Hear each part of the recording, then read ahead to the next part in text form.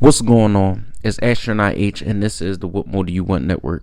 Now, this video has a lot to do with ESPN's recent list of the 100 best basketball players right now currently in the NBA. And according to ESPN, about the NBA, they believe that Luka Doncic is better than Steph Curry. I don't know where they get their analytics from or where this is coming from, but it stems from this.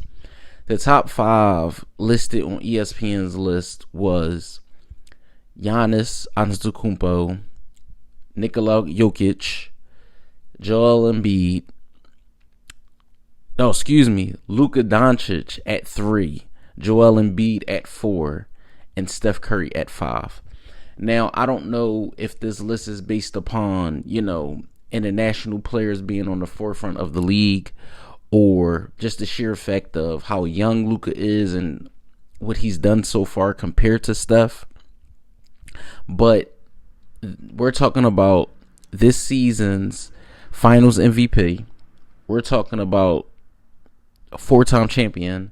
We're talking about, illustrious accolades, and he's in the top 5, of course, but they have Luka above him.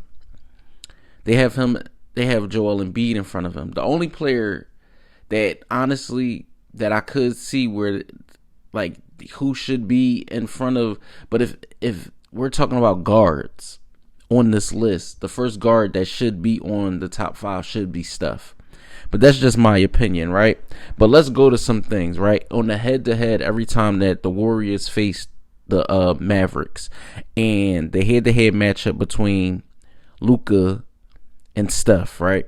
I'm not talking about guarding each other or whatever, because we know both of their defensive prowess is not top-notch. But let's talk about the 14 games that they played each other, right? 9 times in the regular season, 5 times in the playoffs. So the Warriors have won 8 times. 4 times in the regular season, 4 times in the playoffs. Luka Doncic has won 6 times. 5 in the regular season and once in the playoffs. This is the Mavericks versus the Warriors. Now let's talk about points per game, assists, rebounds, and steals. So Luka Doncic averages, whenever he plays the Warriors, 31.4 points. Steph, a smidget below at 27.2. Now, let's go to rebounds, where you have Luka averaging close to 8 rebounds a game, Steph 5.5.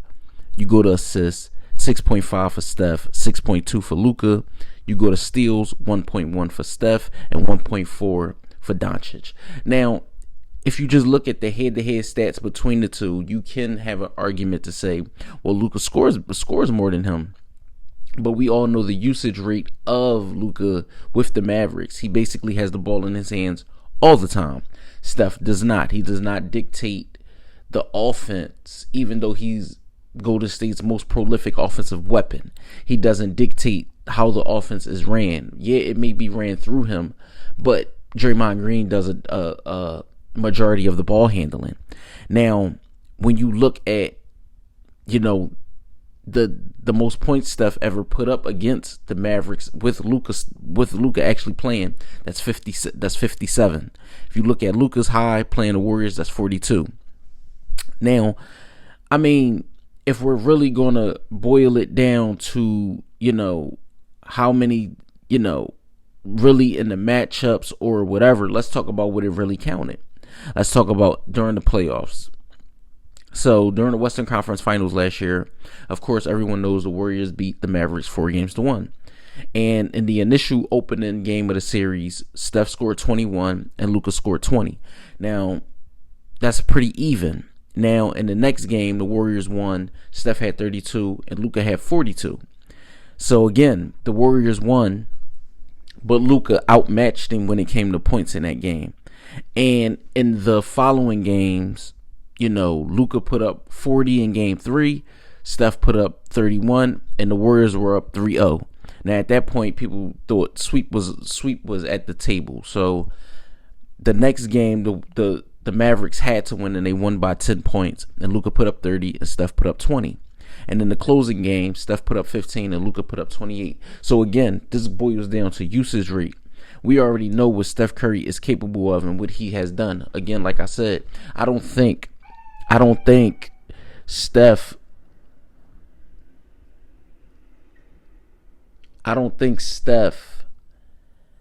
is the fifth best player in the league. I believe if you're going to say Giannis is 1, Joker is 2, at least Steph has to be 3. I have no problem with them adding Luka to the top 5. I have no problem with that.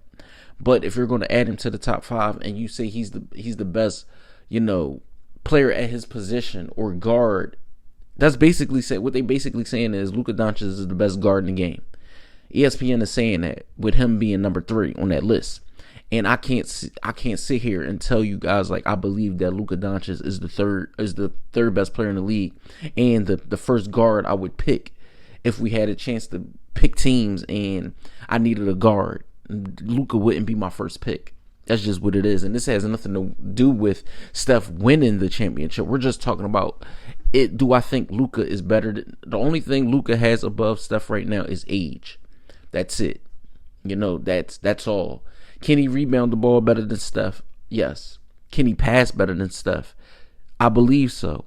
But he can't shoot. And I don't think he brings that level of, pedigree that Steph does on the court. When Steph was out against, basically that season when he broke his hand, you see how that ended up affecting the Warriors. Same thing goes for Luka. He's the piece that makes them go. So I won't say that, but I will say I do not believe that that Luka should be above Steph. Again, this is ESPN's list, not mine. I didn't want to deep dive on the entire 100, but I did want to grab some tidbits and name some guys and where certain guys landed on the list.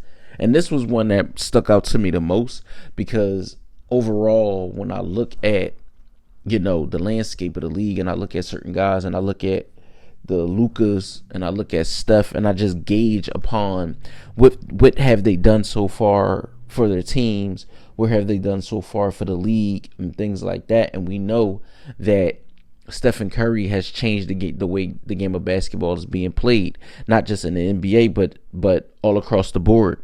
You look at the way certain guys play now, and the 3 ball is prevalent because of him.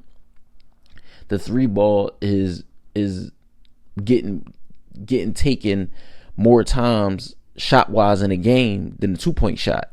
Not far as layups and things like that, but just mid range. A lot of analytics and things like that, they want to abolish the mid-range game. They don't want guys to take mid-range shots and things like that because guys like Steph Curry showed you, well, I don't really need to take that many 2s during the game. But again, I think Steph, in my opinion, is top 3.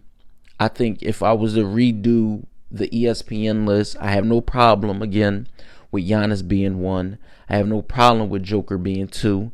I have no problem with Luka being on the list, but he cannot be above Steph. I would place Steph at 3.